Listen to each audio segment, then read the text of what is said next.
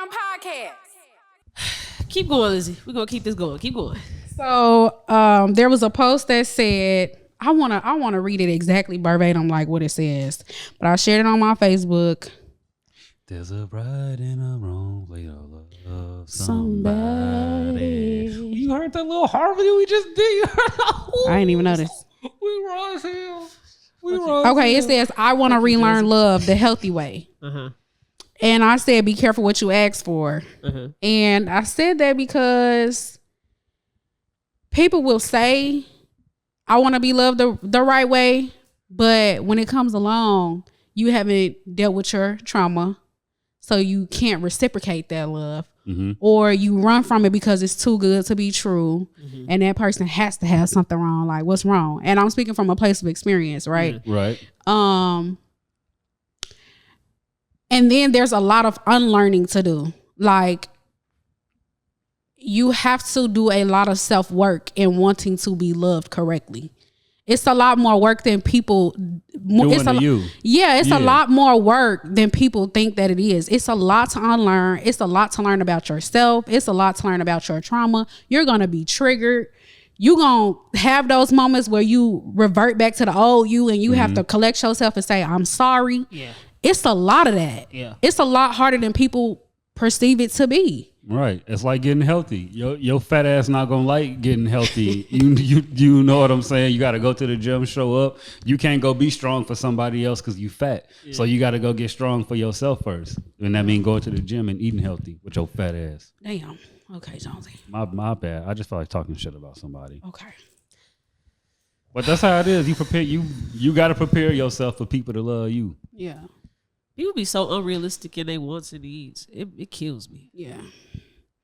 I be listening to a bunch of bullshit every day. That's why I be tired every Sunday when we got to talk about relationships. The Joe Budden podcast. Call it out by name.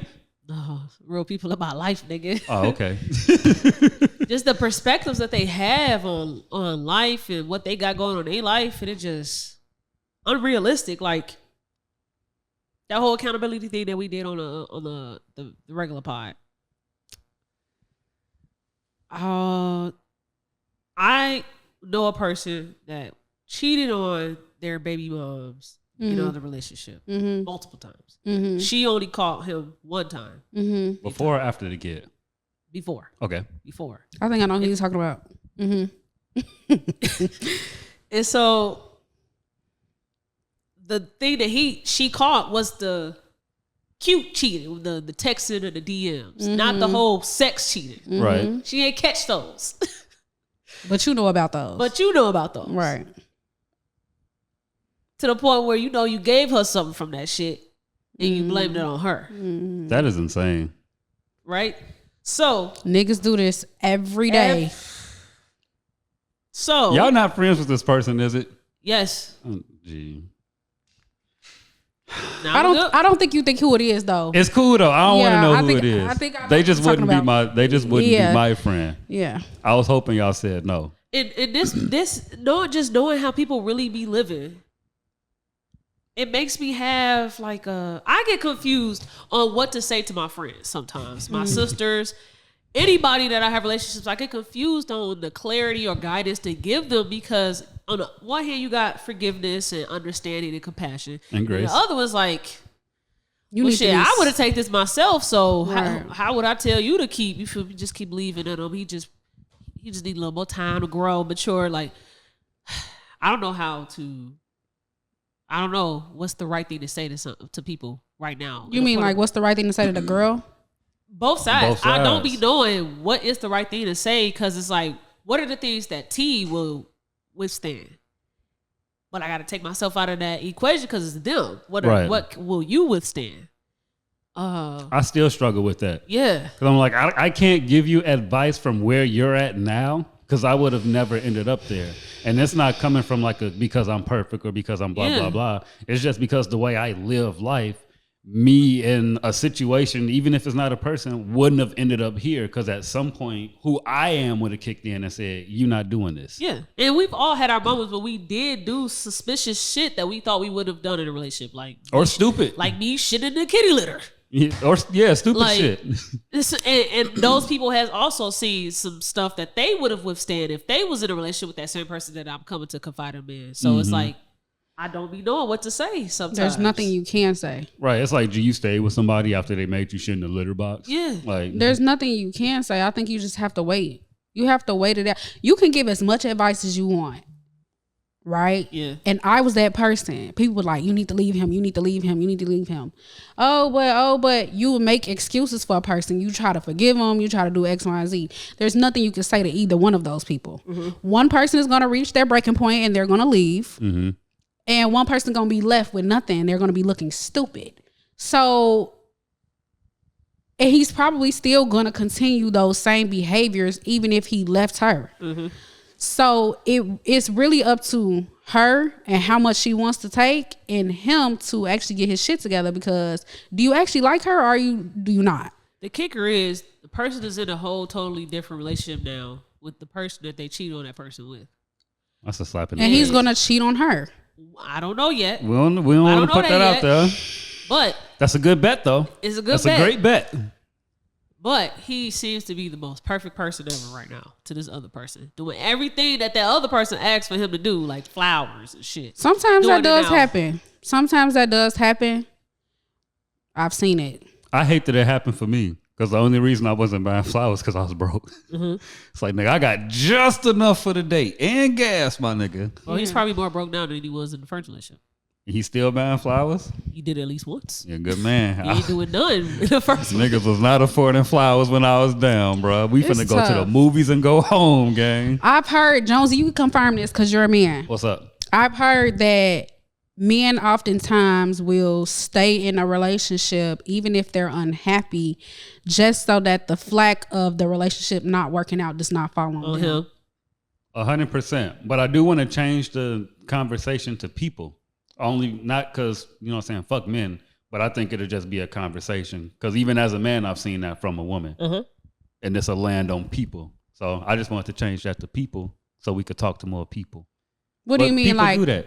What do you mean, like people? Like people will stay in a relationship so the burden of it fell and won't fall on them. But I think men are more likely to do that than women are. Well, if you date men, you're going to think men do that. And I think I date women, so I'm going to think women going to do that. Out of all the relationships you've been in, how many times do you feel like that happened to you? Me? Yeah. I've only been in 3. Once. Okay. One time you felt like somebody stayed so they wouldn't take the blame for the relationship ending. I feel like how they went about things, like, you know, the plane is crashing, so you finna try to crash as elegantly as possible. So, yeah, I think that happened.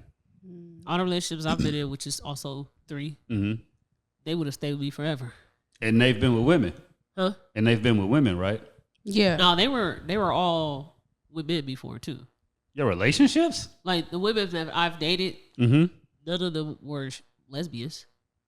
So they've been with men too, if that's what you're asking. No, he's saying No, you. I'm saying you, like your experience is coming from You were dealing with dating women. other women. Yes. Yeah. Yes. I was gonna say, what the fuck is going on? No, I think it's just more so just further that whole, like, more than likely a man would do this than a woman. Because I've been with them all, and I feel like I could have been with them for as long as possible. I had to be the one that break up, Right. to end a relationship. Same. I think I was saying in terms of like when men are cheating, Yeah. they don't want to be the ones to say, like when we were saying, yeah. They'll when we were- when- they'll be pussy about it. Yeah, when Yeah, we they were ain't gonna saying break up earlier, with like you. how men will want more sex, or they want more head or whatever, and they don't want to say that, so they go cheat, or they're unhappy at home, or they really don't like you, but they're here because it's comfortable. Yeah.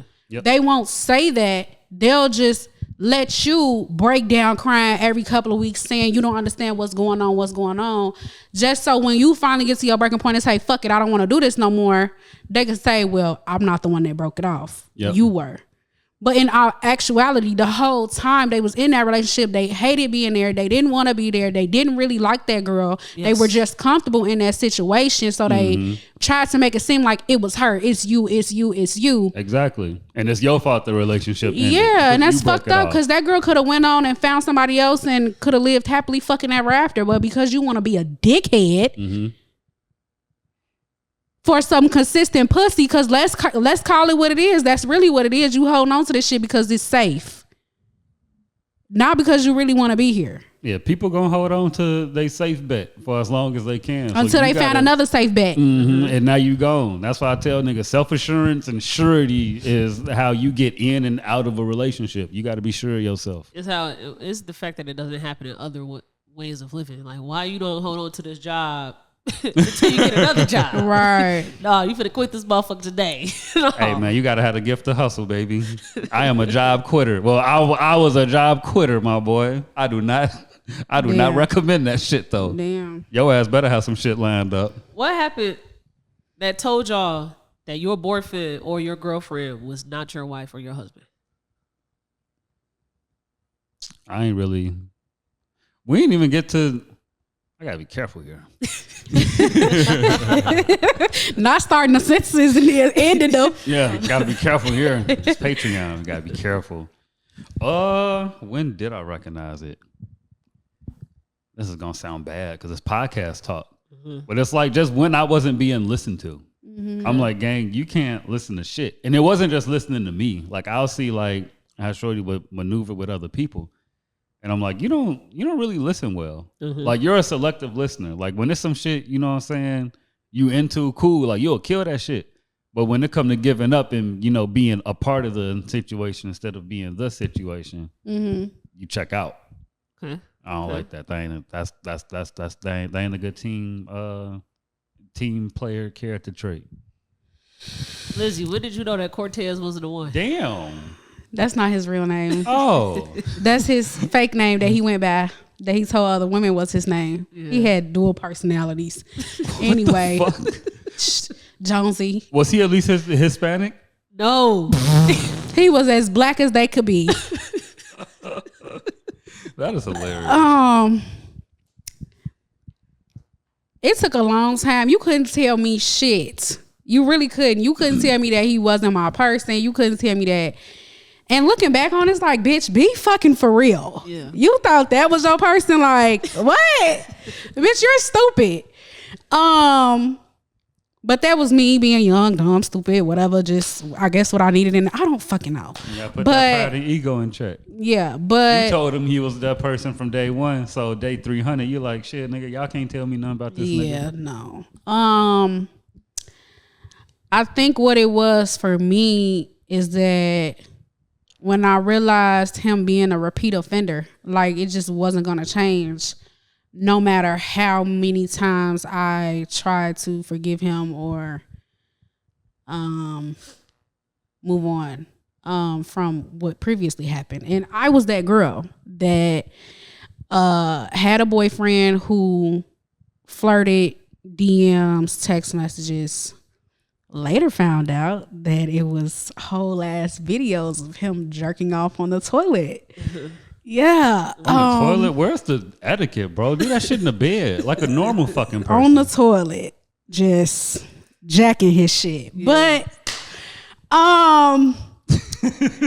just embarrassing. At first I thought it was just and this is where the whole like conversation of like, what's considered cheating and what's not. Yeah.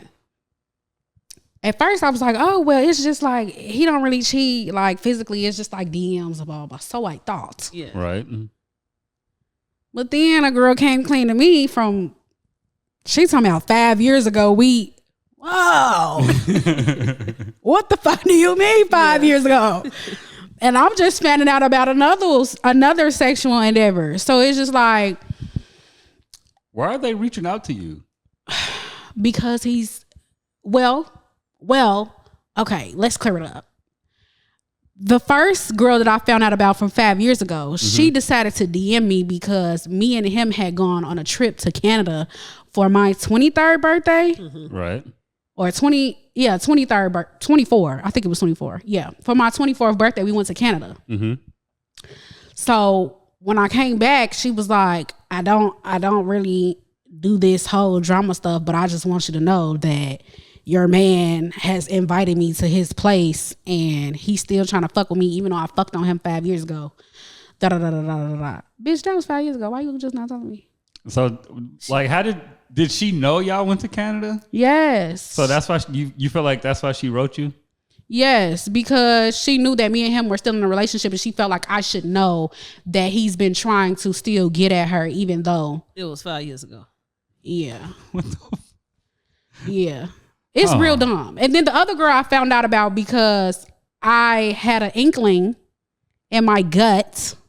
We were going to Milwaukee for his birthday. Yeah. And he was just off. Like, the behavior was just off. And there was no reason for it to be off, considering that we had just spent the whole week together the week prior to. Mm-hmm. And I was just like, what the fuck is wrong? Picked up the phone. Apple had just recently deleted on iMessage. Yeah. Mm-hmm. So I'm sitting at the dinner table and I go look. And there's a thread of like 1,000 messages. Don't have time to recover it right now, right? Wait till he get off a whole fifth and a half of Hennessy. And let's go through the phone. Go through the phone. We had great sex last night. I'm so glad that you came over. Bitch ass nigga gonna call me before the bitch came over and ask me how the fuck to cook the spaghetti. Oh, so you cooking for hoes. Damn. Not you cooked the dinner. My recipe, bitch. With your recipe. For this hoe. You cooked it. That shit crazy. And then I had even more of an inkling right after I found that out. I didn't want to have sex. I didn't want to have nothing to do with him because it was just like, what the fuck? Like, you was literally at my house last week. When did you have time for this? Right. Well, fast forward, I had an inkling. I said, go get tested. Yeah, that motherfucker came back. Oh, okay. And beat you in the ass. So I say all that to say he went to get tested. Yes, he went to get tested. I went to get tested too. Yeah, but I'm saying the test came back for him. Asked for him. Yes, I escaped it. Thank God. But yeah, I knew when there was no limit, there was no boundary to how far he would go. There was no cutoff. There was no remorse. There was no nothing. And then it was always, we'll get over it. Bitch, I ought to bat you in your mouth. What the fuck are you talking about? Once they show you that little bit of like, I don't respect you. But I take accountability because I feel like every time I gave him a chance, that was his like, oh, let me see if I can go a little further. 100%. Let me see if I can skate a little more. So not that I fault myself for him cheating, because that don't have shit to do with me. He could have very much well vocalized what he needed, or 100%. He could have said like, this is not working for me, let's cut it off. Absolutely. But I do take accountability for repeatedly like giving him chances after chance after chance after chance to try to prove himself, knowing that he wasn't gonna turn him around. Mm-hmm. I still don't know to this day, is he turned around? I don't talk to the man. But from what I know, from what people tell me, he's a lame and he's washed up. So amen. He Franklin off of Snowfall. I remember in college you talked about how you found out that he cheated, and you had said like y'all been together for almost 10 years now. You the only person he's ever been with, from what you knew of. Mm-hmm. And so when he cheated, you just understood, you know, that he probably just was curious of what else. And I ain't agree with it at the time. Yeah. But I already, from the outside looking in, saw just how you was too understanding. Mm-hmm. And I say now today, because I think I'm too understanding sometimes, that people really do abuse when you're too fucking understanding. Yeah. Yeah, because I tried to give him the benefit of the doubt. I was this is what I think. Okay. Because the man is a liar. So I don't know. Mm-hmm. He told me that I was his first. Mm-hmm. So, and I think I could agree because he didn't know which hole to put it in, but I'm serious. I'm so serious. My first experience. Like it's kind of a clear distinction of where it like could go. Don't see. Like a booty hole it just like, I get it. It's like right next door, but it's like gang, like nigga. Yeah, no. Put two and two together. I don't know, but I think I was originally trying to just like give the benefit of the doubt. But if he wanted to explore, he should have said that. Mm-hmm. If he was not ready to be in a committed relationship and he wanted to go out and explore, he should have said that. I mean, it always just seemed like men have a hard time advocating for themselves. I was gonna say that's a hard conversation. But also I feel like we were too young to be having sex anyway. Yeah. Yep. And in that, you get people who make irrational decisions, people who don't think about it. And I think that's the thing where you get men that say, oh, I wasn't thinking. Because if we're 15, 16, 17 years old, we're not thinking about a whole lot, quite frankly. Mm-hmm. And I have a friend who just lost her virginity, and we had a serious conversation beforehand based off my previous experiences and stuff like that. I wouldn't have been able to give her that if I didn't go through my experiences. Mm-hmm. And I say all that to say that I feel like we are having sex too young. Yes. I feel like people are having sex way too young. Too young for us to understand what it is that we're doing. Yeah. And so I think a lot of that, maybe if me and him had met at a later age and maybe he did get the chance to explore a little bit, I'm not saying that he would be a whole different person, but maybe that would have solved some of that sexual deviant activity that he had going on. I don't know. But yeah. Cooking your spaghetti recipe for another chick is crazy though. Yeah. And then calling you for it. Calling me, bro, before she came. And you know how I put the timeline together. Here I am, both phones in my hand. Yeah. Looking at the times of shit, like, cause whenever something happened, it's always like, how did I miss this? That's what I was thinking in my head. Like, how the fuck did I miss this? Where the hell was I at that he was able to disappear for hours on edge, fucking somebody else? Like, what the fuck? What was I doing? What did he tell me he was doing that I was like, oh, okay, whatever. Yeah. Cause here I am trying to put two and two together, and so I'm sitting there in the hotel room on the edge of the bed. This nigga knocked out. I'm just looking, time frame, everything, just going back and forth. I said, this bitch ass nigga called me for my spaghetti recipe right before this bitch came over here. I said, so you cooking spaghetti for hoes now? What the fuck? That's just disrespectful, bro. How did you wake him up? And it's blatant disrespect. I'm gonna get to that. It's blatant disrespect. And that's what it was for me. It was like, that's when I knew you don't have no regard for me or my feelings at all, because you thought about this shit so much to the point of calling me before you did the act. And you planned a whole and ass you evening. Still did it with no disappointment. You did it with no regret. You just did it. I said you could have got her all the way in your house, set her on your bed. Y'all could have been butt booty ass naked. And you could have said, I don't even want to do this. I'm sorry. I made a mistake. As soon as you knew you had to fucking call me for help, that should have been conscious right there. Something should have ate you up. Something should have ate you up. But if it didn't, that's how I knew it was like, okay, you don't have no regard for how you make me feel. Yeah. You don't care about my feelings. You don't care about shit. Save them fucking tears, bro. And that shit is the worst feeling I ever had in my life. Like when I found that shit out, I woke his ass up. He was drunk. So it's really not much conversation to have. That's why I asked you, because I feel like this is going to be funny as hell. And I used to do dumb shit. Like we would go on trips to Jamaica and I would take screenshots of shit. I would take screenshots of shit and send it to myself. So anytime he opened our message thread, he would see that I already fucking know what the fuck's going on. So now I come back and you quiet. Cause now you want to talk about some shit. Yeah, we ain't talking about shit. But yeah, he was drunk and I just woke him up and I said, what is this?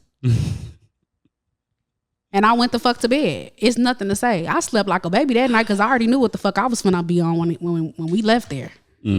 Lizzie shared the messages with me of him talking to other girls. The videos of him jagging off on them. Bitches sending ass videos. Just their ass. Coochie videos. I, to this day, I wish I had that shit. I want to expose it so fucking bad. It's not. You deleted it? I did because I wanted to let the hurt go completely, so I got rid of it. But because all it was doing was reminding me of like what happened and stuff. I was gonna say you ain't gonna do nothing but trigger yourself over. And that's what I was doing, bro. I want to expose, because how the fuck you sending videos of your ass and then pictures of your daughter in the same damn sentence? Is you talking to bitches with kids, bro? Yeah. Hey, single moms is lit. You get a call at 3 p.m. on a Saturday. Hey, nigga, I ain't got the kids. Nigga, shit. And then when I started talking to my current boyfriend who has a kid, he was like, you fuck with a nigga that got a kid? I'm sorry. Lame ass. I'm sorry. I said, you and your sister and her kid should go have play dates and leave me the fuck alone. Amen. Amen. Oh, that's what the ex said to you. No, I said that to him. I told him, I said, you're talking to me about dating a guy with kids, but you have a bitch sending you her pussy and her daughter in the same screenshot. You and her daughter and your little sister and her go on a play date and leave me the fuck alone. Cause you've been fucking with bitch that got kids for all this time. So how dare you try to come and dictate for me who I should and shouldn't date? I'm mad you even responded. Fuck you. But I feel you. Yeah. Well, it's a lot to unpack. I never went as far as envisioning marriage with the other two that I was with before I got with Jazz. Sorry, but this is a conversation I had with Jazz about the first girl that I've ever dated and how it just seemed like, this was it. This was the one. Mm-hmm. Without even fucking experiencing real true life with her. And now that I've reflected and I'm much older, I'm like, bruh, that was nowhere near it. Nowhere near the one. Yeah. Like my biggest pet peeve from that one was just how she just did not support me the way that I supported her. Mm-hmm. Like I'll be there, being her groupie, putting all her. She was a real musician. She knew how to play instruments and she had the band and stuff. So I'll be there packing up her car, right there with her, going to her concerts, taking videos for her, just being a huge support for her, helping her write songs and shit. And when it came to me, when I was in that group 2020, boy, she ain't sure shit. Mm-hmm. she ain't like nothing. Mm-hmm. It was barely there. She probably didn't even know a word to a song. Mm-hmm. And none of that registered to me that, damn, she ain't really like that for you. Yeah, she wasn't it. Nah, she was not it. But it's funny the things that we have in our heads when we're in relationships with people, and when you actually take a step back and just reflect. And that frontal lobe at 25 do a lot for you. I promise you, it do a lot for you. Boy, yeah. And Dr. Bryant, and back to that Cam Newton and Dr. Bryant episode, she said something about that too, because he was like, "You're 40 and you're not married." Yeah. And she was like, "Well, if people rush all the time to get married just to say they married just to have an image. Well, a lot of our family members got married really young and they sleep in separate bedrooms, or they barely separate even houses now. They don't even talk to each other because they got married at 17, 18 years old, and what they needed at 17 and 18 is much different from what they need at 50 years old. Mm-hmm. And they did not know what they needed at 50 years old at 17 and 18. And so I agree with her. 40 sounds old to never be married, and hopefully I don't wait till 40. But it is big in knowing that at a young age you did not know what you needed, who your person was gonna be. That shit, like I said, what the fuck was I doing? I couldn't imagine having a kid before 25. Yeah, no. That's too big of a commitment to make before. Nigga, I was just in high school 7 years ago. Yeah. I'm having a kid. Yeah. Insurance just got cheap. Mm-hmm. You not even paying for your own insurance at 25. If your mama got insurance, good shit, you want her shit till 26. So you got one more year. Yeah, and I got one more month. Okay, they just sent the motherfucking letter, and my back is up against the wall. I owe the hospital $2,000. I'm pissed. I'm so sad. I don't want to see it go. Let alone be worried about trying to insure a child. Yeah. Fuck. No, ma'am. Charles Barkley, he has said in a Shannon Sharp interview that the thing that he hates the most about life is how you don't really know what's right and what's wrong for real until you're older. Yeah. I got mad when I heard him say that. Yeah. Because here I am knowing. Knowing as hell. Knowing at least some of the wrongs that people have done is stuff that you should fucking already know. Mm-hmm. And it don't take for you to get older and be like, yeah, that's not right. Mm-hmm. Yeah, so, you should have a fundamental set of moral standards, ethics, and principles developed by at least 16, bro. Like, you should at least know, okay, I'm not going to steal from this. I'm not going to move like this, blah, blah, blah. You should at least know that. And that should carry you through adulthood. Well, okay, I agree with that statement that you know, right? But I'm not going to necessarily say that that's what you do because you know it.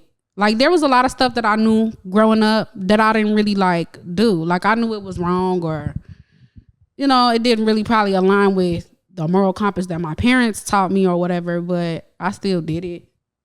So I'm not, I mean, like, you know it, but like, I feel like stuff doesn't become applicable or you don't realize, maybe the stuff that you're doing and how it affects other people in your life until like you're actually adulting. Right.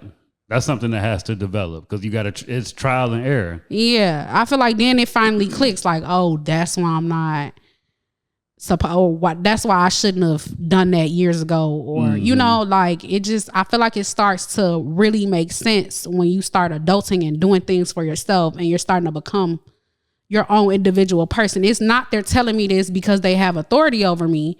It's they're really trying to watch out for my ass. Right. In the long run. Because I feel like a lot of times when you're young, you just want to be rebellious. I don't want to do this because you told me to do it. And sometimes parents don't, at least black parents, like everything gets delivered in an authoritative tone. So they don't give explanations either. Exactly. Yeah. So it's like we don't know when you dictating some shit and we don't know when y'all putting this on game because everything is a do this now or you finna get slapped in the fucking face. Yeah. So yeah, that's where I'm at with it. Yeah. Shout out to the lovers out there. You said shout out to the who? Shout out to the lovers out there, man. Lovers. Yeah, man. Don't let the last bad day in your relationship define the overall of your relationship. Unless your last day was just that fucked up. I had 2 weeks ago. I had started back therapy. Oh yeah, because you told us you stopped. Yeah, I took a little break. Okay. Started back. I ain't talked to my therapist in probably a month or two. Mm-hmm. It was, what was that, June? So what's the June? May. I ain't talked to her since May. So I had a lot to catch up with her in an hour. And before I had talked with my therapist, I was ready to end it all the day before. Like crash out. I was really ready to just fuck everybody. Anybody I talk to, fuck you, bitch. type of conversation. Because I'm dealing with health stuff right now. And I just feel like a lot of people aren't supporting me like I would like to be supported with knowing that I can't be Superwoman right now. Right. And even with trying to be so, I'm still making sure that I show up for the stuff that I have to make sure is there. Episodes get released. Episodes still happen. Work still gets turned in on time. Shit like that. And so I'm doing a lot of blood work just to make sure that I'm fine for this surgery that I'm having on September 20th. It's just weird shit is coming back from my blood. So trying to get to the bottom of it, got to do multiple doctor visits and shit. And I'm very just tired. And so I'll just throw it out there is on the table that I might have an autoimmune disease. Okay. And so I did research just to figure out what some of this blood work mean before I even get a phone call from my doctor for her to talk to me about stuff. And so I'm just like already working myself up to hear her say, okay, this is what we're looking at. And so she called me, we talked about it. So she sent me to some specialists to just do more work with them. Long story short, I got to have the surgery for them to even know if they should diagnose me with anything first so that they can do a biopsy on the mass that's in my nose. Right. And I just felt like everybody, my girl, my family, pod members, I just feel like everybody has not recognized that I'm not okay. Right. And I'm not up to par. And so the biggest one was really my girl for me. Just feel like a lack of care was not there. And it got to the point when the doctor called, I already knew that she was trying to talk to me about this blood work. And so I said, hold on, doc. Before we talk, let me put you on speakerphone. I go out to her so that she can hear it too. So one, I didn't fucking feel like talking to her. And then two, I wanted her to just hear for herself that, hey, this is what I've been dealing with. And I haven't talked to you because I feel like you haven't been paying attention to me. So I don't really give a fuck to share with you all the stuff that I've been going through. And now you can hear it for yourself. So it's a shock to you. That was my, I guess, way to kick it back at her. And so she over there watching me as the doctor talk about the blood work and shit. And I was only tearing up because of what we're currently doing right now, of me having to put it on speakerphone for you to hear the shit instead of me talk to you about it as a way to kick it back at you. Because I'm upset. I've already been okay with the news. I already knew that she was supposed to call and tell me this shit. And so now I just want to see your face have care in it, so that I can say to you, I don't give a fuck. I'm okay with everything she said. It's more so about you and it's lack of care and how you only want to have it now. That's something that's serious in front of you.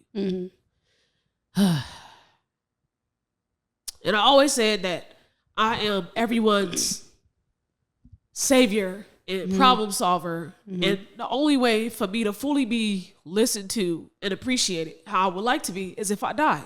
Because if I die, everything is going to be solely on you to figure it out. And you can't come to me to save you. And last episode where Dupree and Scooty was here, we had did a tarot reader, and they had asked for the tarot reader to do a tarot reader on the pod team. And she did say like a lot of people was going to be either removed, demoted, promoted, whatever. So a lot of stuff is going to happen with the team. And I just feel like I don't know how to advocate for myself in this moment.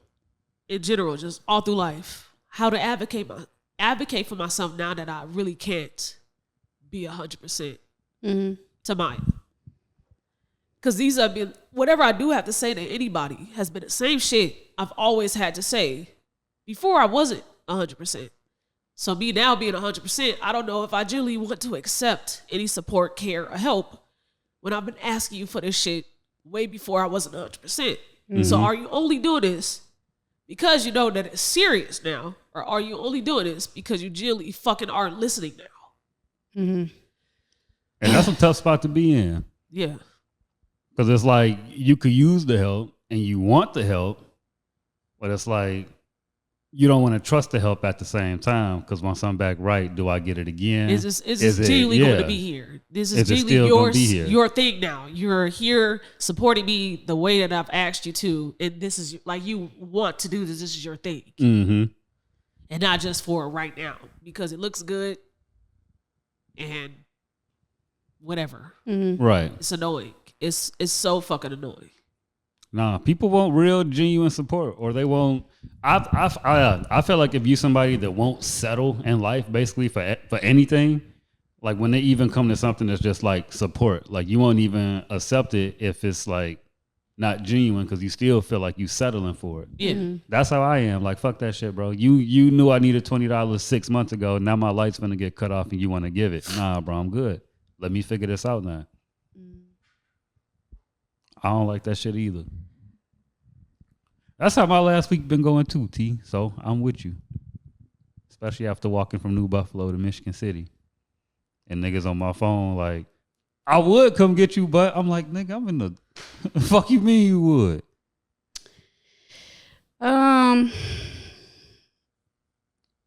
That's heavy. Yeah. But you just remember that first episode we did and I talked about doing what's practical? I feel like you should start doing that. What's practical?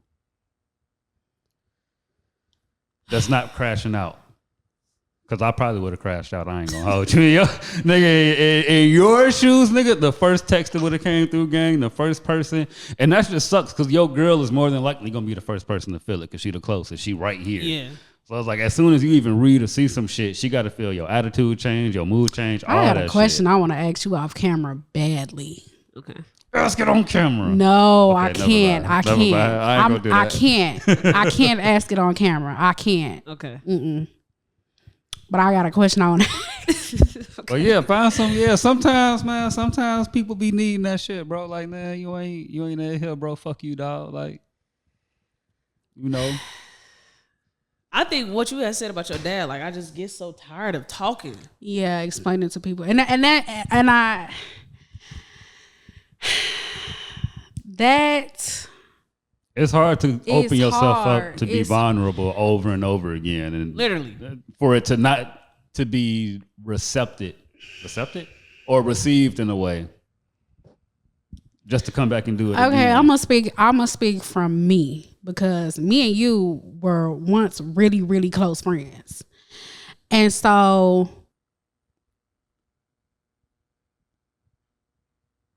I think I'm a bit.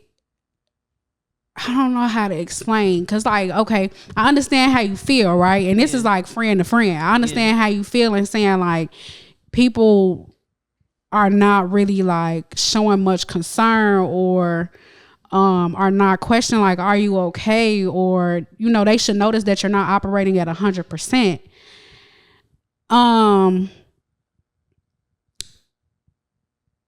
And then we say, like, well, I don't want to explain, or I'm tired of telling people, like, how I feel.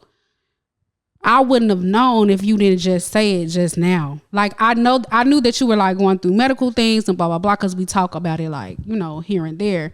I knew about it. And so I asked about it periodically, but I didn't know that it was, like, affecting you to this extent. So if you don't explain, then how do people know? Mm-hmm. See, my thing is way beyond the health thing. We just had a conversation about just being more friends to each other, and just being more proactive in each other's lives. It has nothing to do with the pod. It's hanging out, and it was your response was, I'm out of that right now. I got to focus on me. So it has nothing to do with even just my health. You can't be a friend of me right now. You got to focus on you, which is fine. But that was your response. So even if we take the health away, that's still what it would have been. Now, if we bring the health into it, that's the thing that I'm saying, that whole non-genuine shit. Because now that you know it's serious, would have been different. I never said that I couldn't, like, be a friend, but I think I can't afford right now to hit the streets. I can't afford to. Yeah, I got stuff that I'm trying to reach, the goal I'm trying to reach. But that doesn't mean that, like, my relationship to you and my support for you is cut off. No, it just means that maybe you don't see my face as much, but that don't mean you can't pick up the phone and say, I got XYZ going on.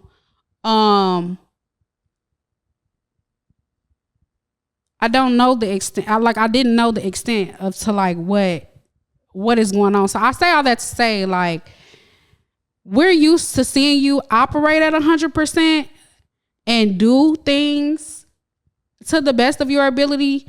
So I feel like if you don't really say, there's no really way for people to know. There's and you will carry things on your, and maybe this is a flaw that you have to, you know, do some self-work on. Or it turns into a flaw. I was gonna say the same will thing. Carry the world on your back, Tamaya.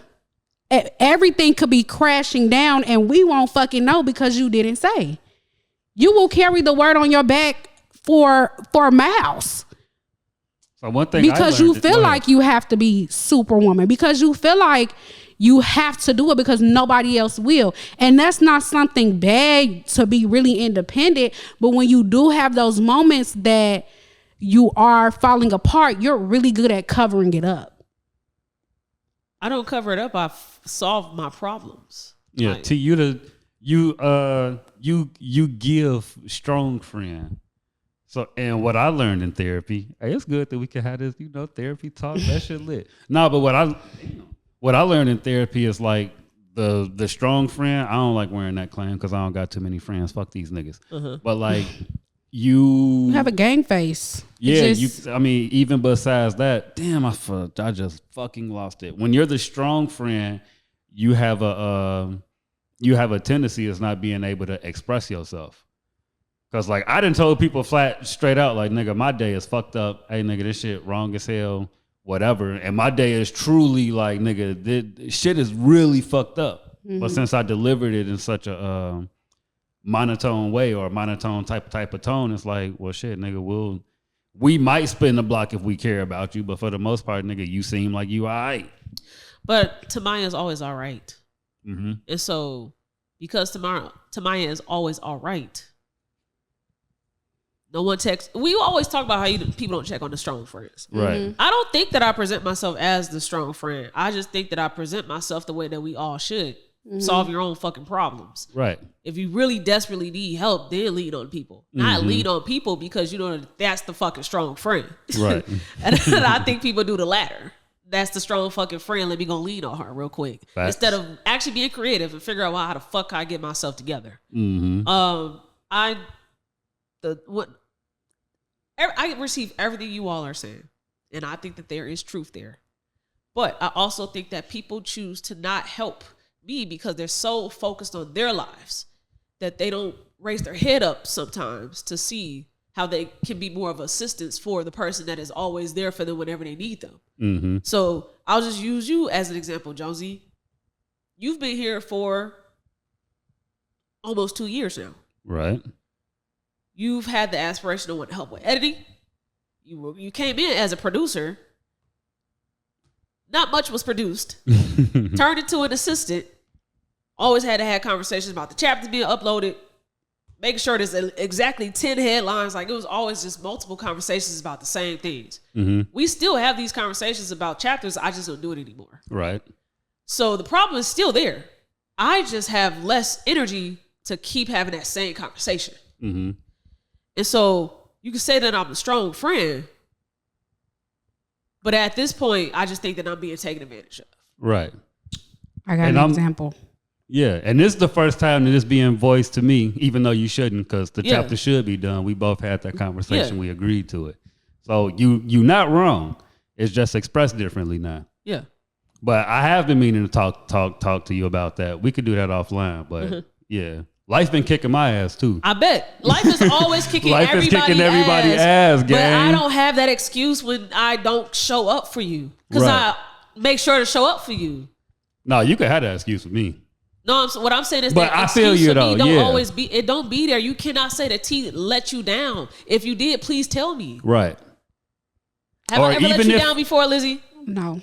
Or even if you do, like, nigga, shit, you carry so much that, like, even if you did, like, drop the ball or fail, I wouldn't even say shit. I get that. Because just how much, like, I done failed you. So it's like, nigga, fuck I'm gonna say. She human. She go through shit too. I have an example. What's happening? Why your face just changed like that? I have an example of Tamaya, this is for you. Uh-huh. I text Tamaya. This was August 21st. Uh-oh. So this was a couple weeks ago. Okay. Yeah.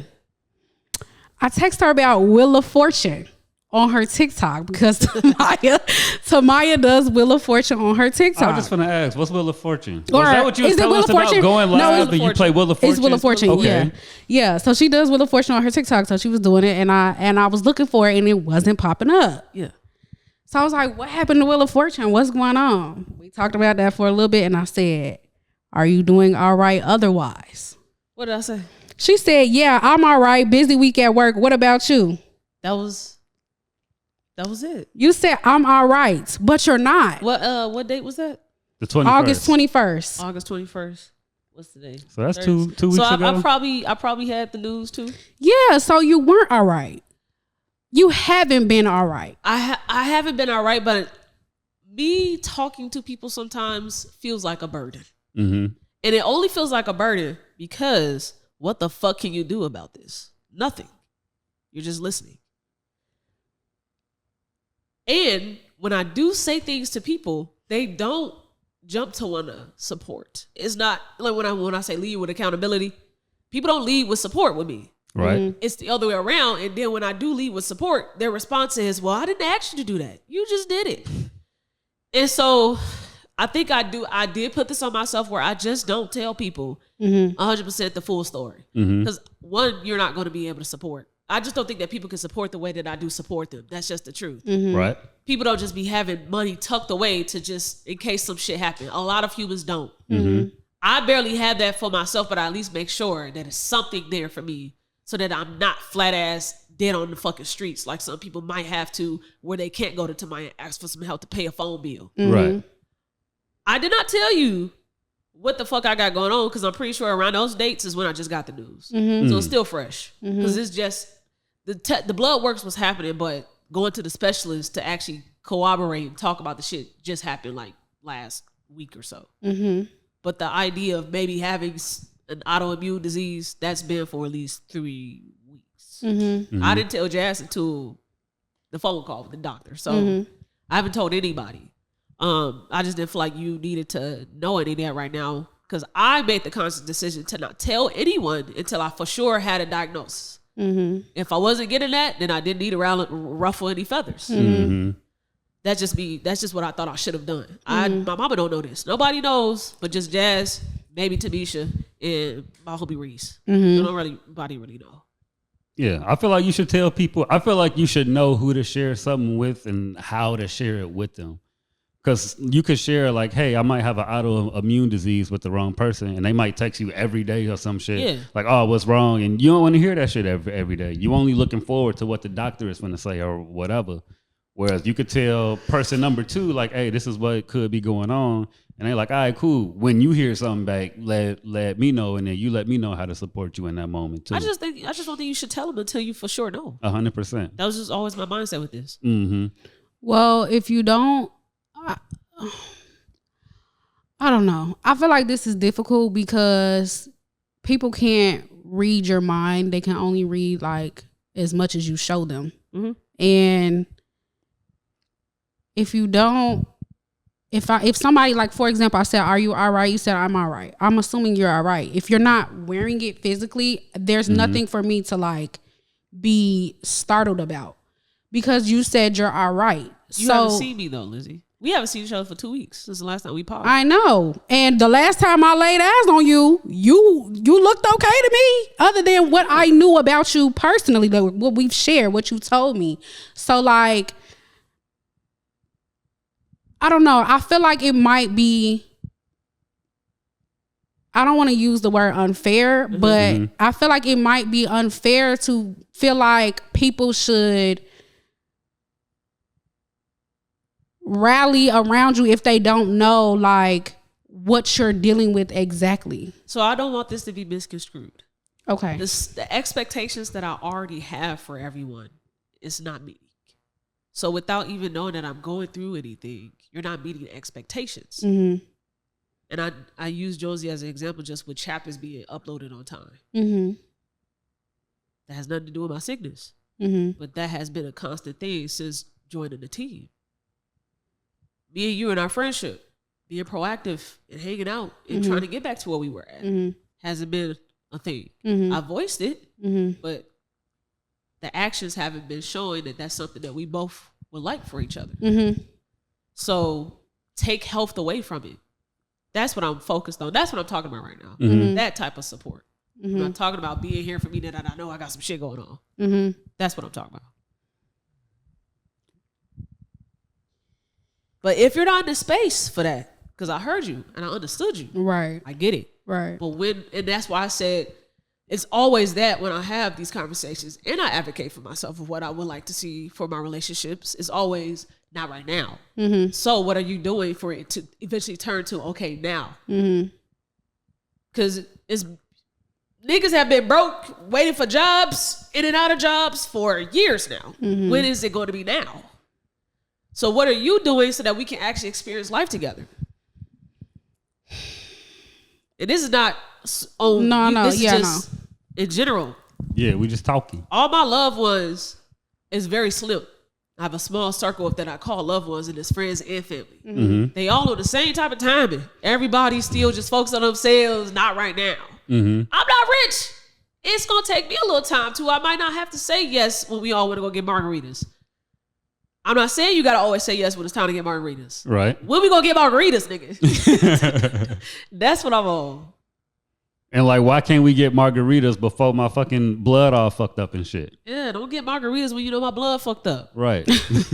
I know what else. I know how else to say that. Shit But I feel like that's not fair to say because, okay, for me, I'm gonna speak for me personally, right? Before I started like focusing more so on myself, I was that friend that would go out all the time. Yes, you was. I was that friend that would do stuff on a drop of a dime, like, hey, let's go to X, Y, and Z. Okay, cool, let's go. I was that friend. I'm in a different season now. And so it's like, I feel like because I'm in a different season, I can't be that friend that, you know, at the drop of a dime, pick up and call. But I guarantee you that if somebody had picked the phone up and said, I'm going through X, Y, and Z, I would be there for her. Without a doubt. And that doesn't mean I'm changing our relationship because of her sickness. It's because I know that she needs more support in this time. That does not mean that I'm being a friend based off. I've always been a friend to Tamaya through and through. Right. It's just that different seasons calls for different things. And I feel like if you say like, oh, I'm having X, Y, and Z going on, I feel like you should give your people that really care about you the opportunity to say like, let me be there for you. What do you need? Right. That's not because you're sick. It's because I'm a genuine person. And because I care about you at the core. That doesn't mean that because I haven't done that, because I haven't been the best at doing that over these past couple months, that I'm not capable or that I shouldn't do it because you feel like it's ingenuine. It's just that I'm in a different season. I understand that. But we ain't hung out. What? She want to go get margaritas, it's been a long time. She want to go get margaritas. Okay, goddamn, like we can go get fucking margaritas. I don't know, like it's just as simple as that. Lizzie. We text, hey, we both off, or we get off at 5. Boom, margaritas. It's just that simple. Little hour. If you can make the time to do all of the things that you do with your boo bae, you can take one day to get margaritas with me. A little taco I'm not going to have you spend $1,000 on my 1-year-old to go to Houston. I'm not going to have you do that. I didn't go. But you spent that bread. I didn't go. But I did send her money for her kid. I absolutely did. That's funny. Yeah. Pick and choosing the right friends and the things that you do for those friends. Yeah, for sure. If you know that I'm always going to be there for you. You got to make the effort. Well, not you. I was just saying you know, on some. Okay, here's the thing. Just to use a pronoun. We're going to break it down and get into a little bit of my personal life right now, right? Okay. Because I feel like this is where the disconnect is. And people like, they'll say like, oh, you doing X, Y. I've gotten this plenty of times. You do X, Y, Z with your boyfriend, da, da, da, da. Why you can't hang out with the girls? Why you can't do it? Why you can't? And I do. Like, I'm going to hang out with friends today to go get whatever. We're going to get food. And this is with me going to get food with $40 in my bank account until Friday. Yeah. And that's $40 from me door dashing. Yeah. So, and we're talking about credit cards maxed. Yeah. 2 of them. Yeah. Both sitting at $6,000. So, this not shit that I'm just pulling out my ass. I'm really going through shit for real. Like, so it's like, it's not that I'm trying not to make time. And when me and my boyfriend go out, we're penny pinching. Groupon. Hell yeah. Yes, sir. We having a good time on a budget like a motherfucker. Like, let's see if we can find this coupon for this, and that. And I'm not saying that y'all as friends won't do that either, but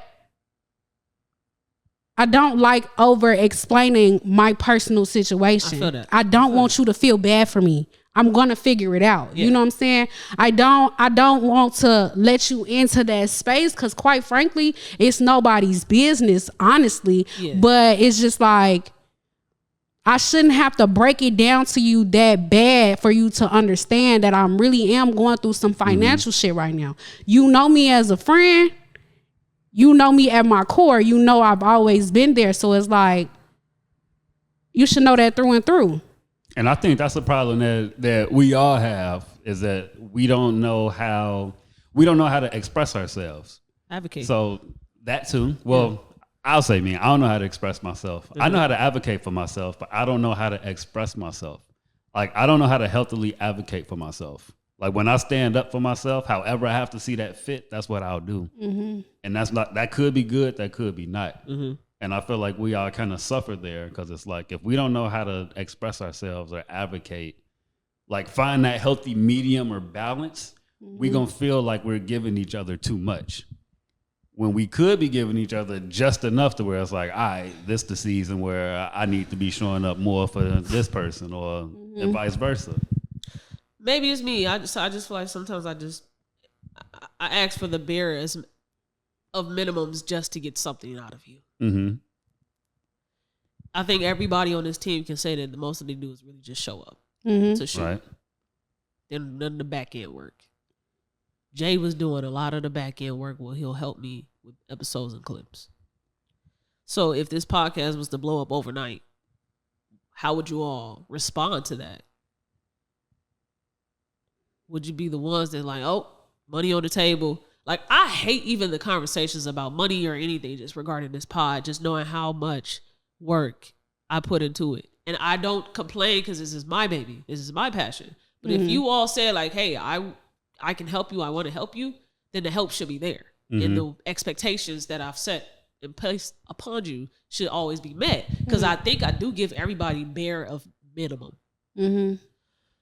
And when that's not even met, these conversations of, well, Tamaya, let's try to see it from my perspective. I'm always doing that. That's why I don't fucking text you after it's the fifth time of the thing not being done. Or right.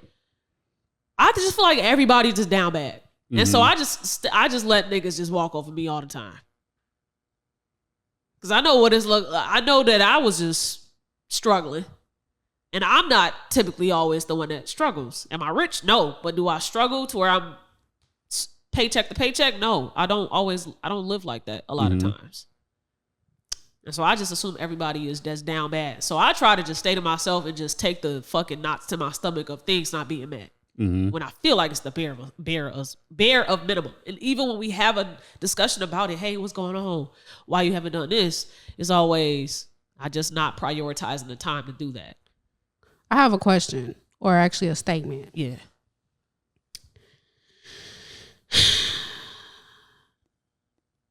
I'm going to say, you asked the question about what would you do if the podcast hit the ground. I think you have to, you said, what would you do if the podcast blew up overnight? Yeah.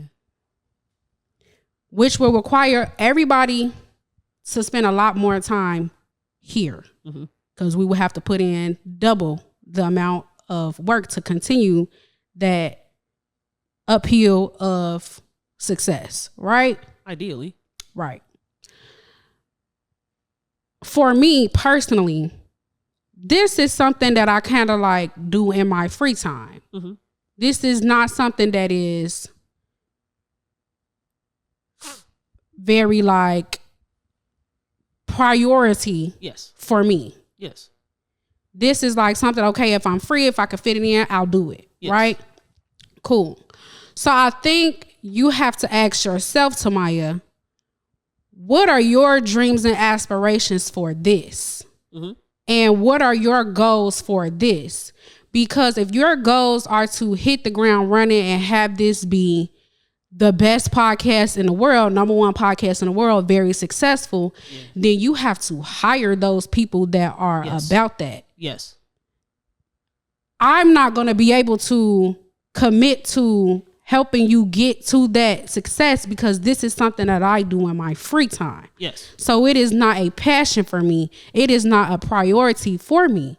So I think that's where you're like hitting the friction with like people that are on the team. Is like, if you don't have people that this is a collective, this is like we're all working for this to hit the ground running, then you're going to keep having that friction of, well, like, you don't hold up your end of the bar and you could do this better and blah, blah, blah, blah. Because if people see it as something that they do in a pastime, and for you, it's like, this is a priority for me. This is a dream for me. Like, I really want to get this off. Yeah.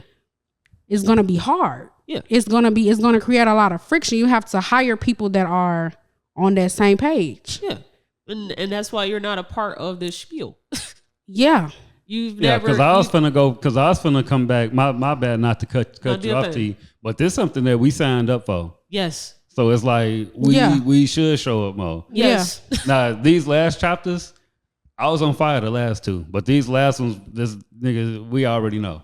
But it's like, I know. Yeah, but it's like I try to keep as much off of you because of what I think you're going through. I'll never say what I know because I ain't on know, whatever. So it's like I try to keep as much off of you, and then because initially I had a potential backup for the help for the chapters, and I just kept that in the back of my head, and then it seems recently that's changed, along with a bunch of other stuff that's changed, and it's just we all hurting this season. I ain't shrugging you off, and I don't want you to take it off, but geez, nigga, I'm in the shit with you. This is a bad season. I'm so fucking understanding. It's annoying sometimes. Yes. You're not a part of this conversation, Lizzie. You don't have the expectations that these other core members have on the pod. So don't feel that way.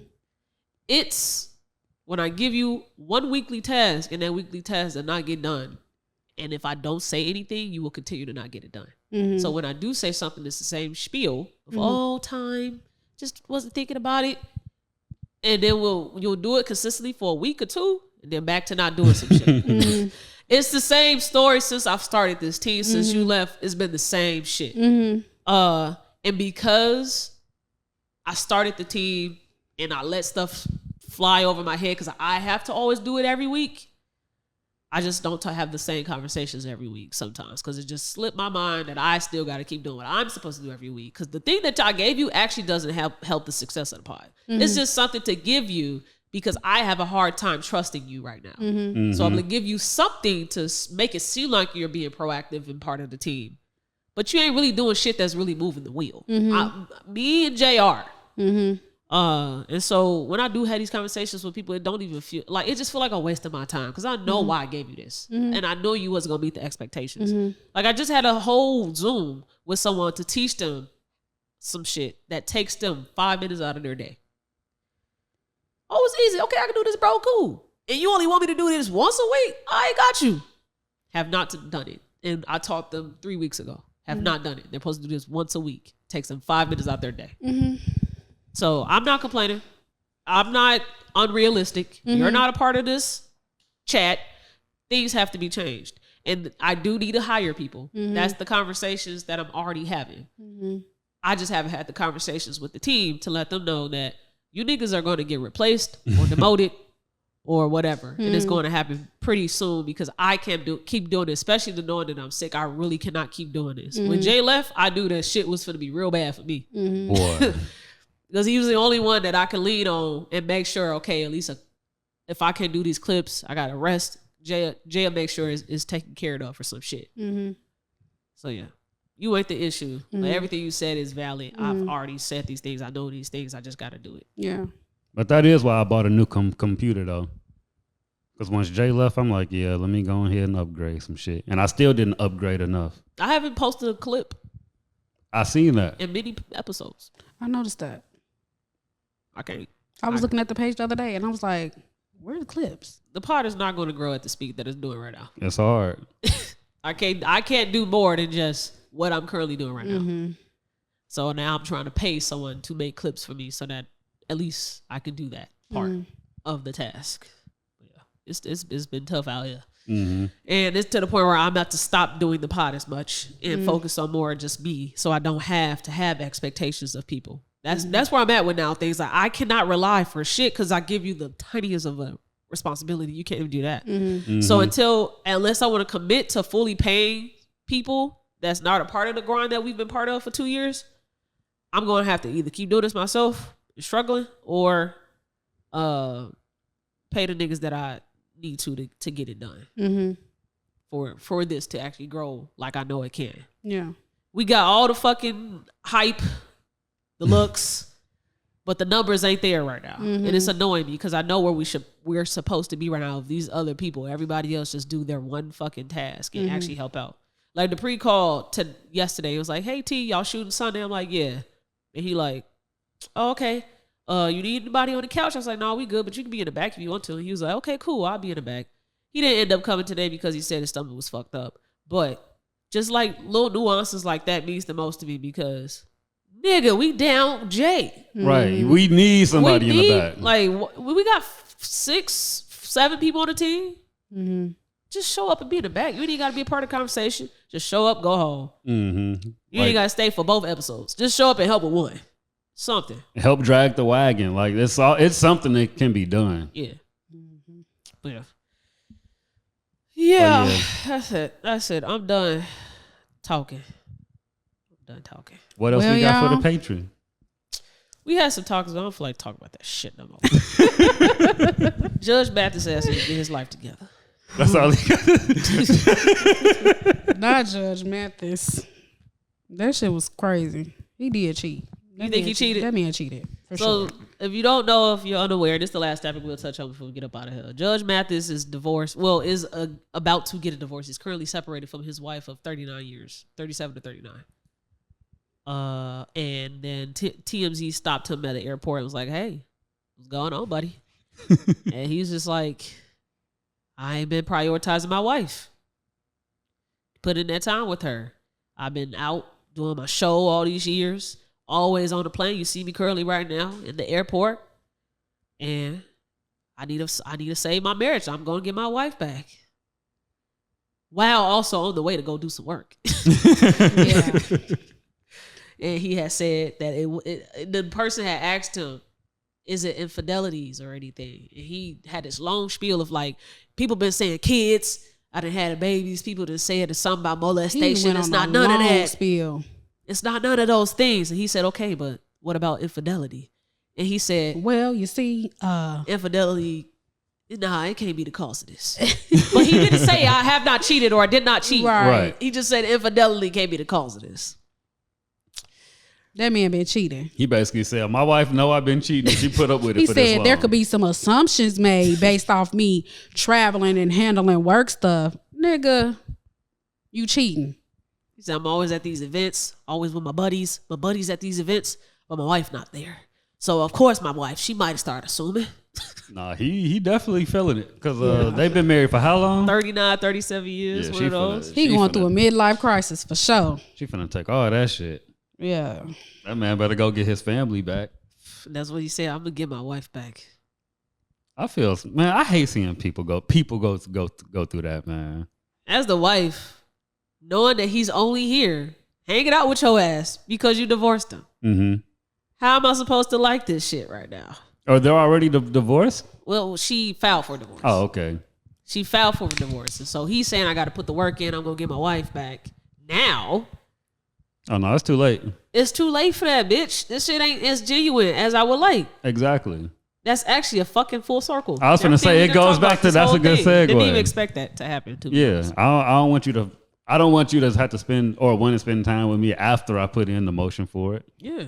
I shouldn't even have to hint at it, but even when I hint at it, something should change. You know goddamn well we done had a lot of conversations about one at a time. Spend some time with me, baby. You keep saying, the new season started. I gotta start shooting.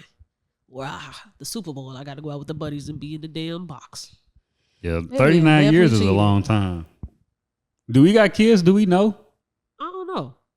That seemed like some Judge Joe Brown shit. I feel like he should have some kids. I feel like, years, Joe Brown, like come on, bro. You got to have at least 2 with a name like that. He say, and you, sir, are a crackhead, and you, sir, are a cheater.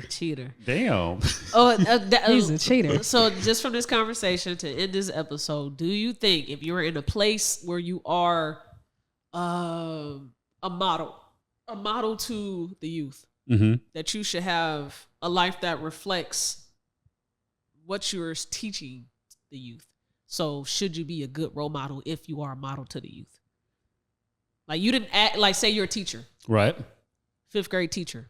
Should you live a life that is conducive to being a good model to these kids just because you're a 5th grade teacher? No.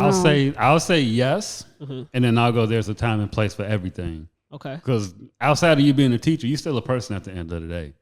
So Yeah, if you but still then- like going out, if you still like partying, you can go out and party in a responsible, ethical way and still show up for kids. Now, don't go out there, be off all the motherfucking dope and be reckless and then show up Monday thinking you finna teach my kid. Like, nah. So I think it's a hand-in-hand type of situation. Okay. Lizzie? Because I still want a person to be a teacher. Like, I still want the teacher to still, like, be a person at the end of the day. Like, have a life. Like, right. You know what I'm saying? You only gonna get that by having your own life. It's just hard to do because kids go and dig shit up. Mm-hmm. And Teachers with the OnlyFans combo. bro, like, I think people can. I think you can definitely do both. Like, you can be a person for the youth and still live your life how you want to. Mm-hmm. It's just hard to do. It's just hard to do. But you can't be telling kids, like, I don't think you should tell kids don't kill, don't steal, don't lie, and then go be a killer, a stealer, and a liar. Uh-huh. I don't think you should do that. But if you're trying to raise kids to be good people, but on the weekends, you know, you had a time of your life, I don't think there's nothing wrong with that. Judge Mathis had so much to say about people in his courtroom. Yeah, he tried. He tried. If you gonna be a judge, you gotta just be an outstanding person. I just You feel like dang you there, can't have yeah. that profession and not be an outstanding person. Not at all. I Or mean, sending people to jail. We see this with pastors. Same. You're a Same. pastor. That's the You're in the purpose of this pulpit. question. You're giving marriage counseling, and you're cheating on your wife. I think at the end of the day, people are still people, and we can't put expectations on people to be perfect. No, but should you abide by the things that you're putting out there? I would hope you would. Would you fall short? Maybe. I'm saying you should. You should. You should. Yeah. It's a fucking mental illness to teach me some shit, and you're not doing that. Like, I don't want my kid's 5th grade teacher clocking out of work at 3:30 p.m. and then he could end up in a situation fighting his baby mama brother at 5 because his family is just so fucked up. I think this is why the statement or the phrase "I would never" should not exist. Yes. Because you don't know. You possibly would, depending on the situation, Right. or what may happen, or maybe subconsciously you didn't even realize that that's what you was doing. Mm-hmm. That's why the statement "I would never do this" should not exist. So they say never say never. Well, I know I would never rape someone. But there are some. Yeah, I was Well, gonna say you do Things that. like This is that. where boundaries come into play. Things like that, obviously, but like people say, like, "Oh, I would never be a baby mama, and then you baby mama number 4. or your baby mama number 1 by mistake," and you know what I'm saying. It is what it is. Take your L and keep moving. But That's how it be. I don't know. I just think it's weird. It's weird. And I'm speaking for a personal place right now. I had a fucking basketball coach that always was in my mama's basement. oh god, Smoking, drinking with her, parlaying, kicking it. He had a wife. I don't know why his wife never, ever had an issue with my mama. Because you ain't never want to ask where your man's is at. Why he always out late? Because they used to be out there in the basement kicking it. Bro, go home to your wife. Maybe she wasn't at home either. She's a church God-fearing woman. Maybe she wasn't at home either. You seen Lucille on BMF? She was at home probably more than he was. I thought it was weird as a child. Not a child, because I was in middle, 8th, 7th grade and up. He's been my coach. Child. Well, I feel like in high school, I was a I child. feel you though. Yeah. Like, that reminded me that we didn't touch on the subject on the main podcast of you shared a post about somebody saying something regarding maturing is realizing that our daddies would have dated a lot of us. talk You about did. that. That would have been a I'm fire gonna clip one. it up and put it in the main one. Let's do that real quick before we leave this motherfucker. Let's do that. He said, "I'm gonna Okay. drop the strength to make this one clip." Yes, let's do that. Let's do that. All right, so boom. It was a Facebook post. I think I got it. Yeah, when I read that, I was like, "Gee, you wild! Like, what the fuck?" So yeah, I got it. And then you had made another one that said, at what point did you find out about the family on the side, the kid on the side? Yeah. So the post was maturing is realizing your dad would fuck you if you weren't his daughter. That's It went insane. viral on Facebook. And so if you go to her explanation, she says, "I'm not saying men look at their daughters and think this. If you take a 46-year-old man old enough to have a daughter in her late 20s who fuck women in her late 20s, if his daughter wasn't his and was born to a different family, he would be on it with her. Just like any girl you fucking with wasn't your family, so you did it. If she was your family, you wouldn't. But they weren't, so you did. Makes sense? Again, this is not saying that dads are attracted to their daughters and definitely not saying anything about children at all. I swear y'all too dumb to be this damn stupid. Oh, that's one of them top 5 OG sayings. You too dumb to be this damn stupid. Hey, that was You fire. too smart to be this damn stupid.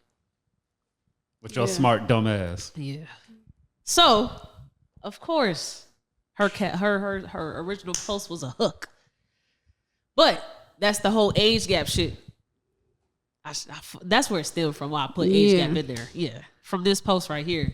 Because I always wanted to hear the conversations that happen when you realize that your parents are dating someone your age or younger.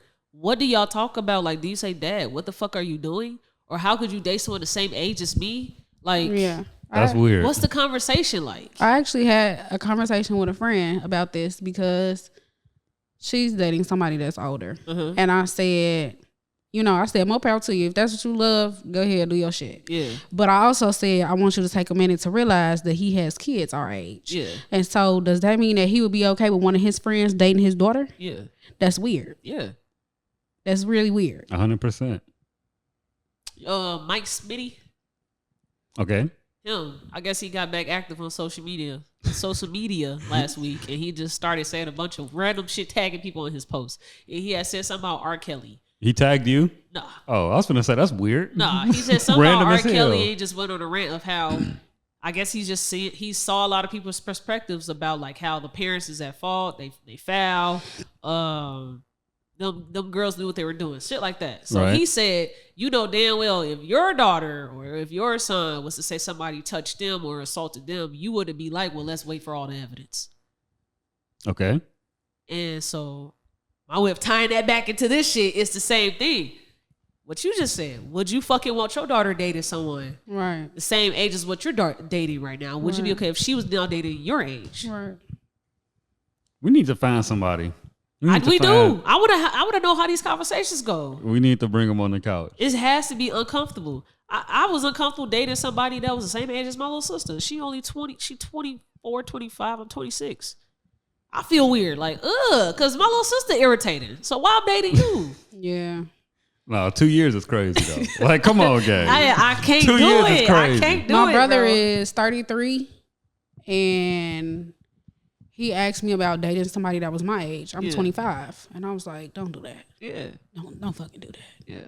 Yep. As somebody that just went 6 years younger, never again. Yeah. And that ain't even that far. Yeah. But never again. Yeah. Okay. We get up out of here. We ain't do no gyms. Damn. Nah, fuck that. What?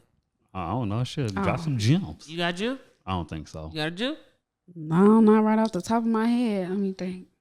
Okay. Man, I got a gym. Go ahead. Show up for your people. Okay. T, I'm gonna show up for you more. Appreciate it. Even though this like the sixth time We'll we done see, had this. nigga. We'll see. Just give me this. Just give me a little grace. Gearhead shit is going crazy. Okay. The camera shit. This how I eat. I'm trying to stop selling drugs. Okay. Yeah, shit going crazy. Damn, just sell admit drugs? it. Just admit to sell drugs. Nigga. Okay. Hey, Oh, man, God. you gotta throw them off. Okay. Hmm. All right. Well, Well, yeah, show up for your people. Recognize that you didn't show up for your people. Amen. I appreciate that part. Then show up for your people. Yes. Don't just recognize and not do the shit. Yeah. You could even recognize and get a little better, but build on that little better too. Yeah. Don't get an A, then get a C, then get a B, then get a D. You know, show up for your people. yeah. That's all I got. Amen. One thing I think that where you could really help is me finding new people. Finding new reliable people that want to be a part of the team. I'll send some. Oh man, see man, that's why we got to be chopping it up, gang. You got to live in a G. Why? Cause I mean, shit. I just like passing off shit, just in person. You live so damn far. Okay. But I'm like, gang, why don't motherfuckers just like post up or like go to where the damn? I think that's called Columbia. That's in the West, not School? West Loop. Yeah. Mhm. Like, why don't you just post up where them niggas be at and like I try to literally recruit? I made those flyers with you, Jay, and I on there to go post on college campuses, and we did not do it. Why didn't we? Was it me? That don't sound like a bad idea. The whole team was supposed to go and just pay stuff to find new people. We were looking for new recruits. That's where Dupree came into the mix. Shit, let's do this shit. I still have them in my room. Nigga, let's go do this shit. I handed out flyers for rappers. I hand out flyers for the damn pod. But I was just at an album release, and they was like, yeah, we found all our interns just because the college is a couple blocks away, and our studio is right here. Yeah, we can do it. Hell yeah, let's go find these niggas. All right. Amen. You got a gym? I don't. Okay. We get up out of here. All right, y'all. All right. Bye. Bye. Just watch the damn podcast.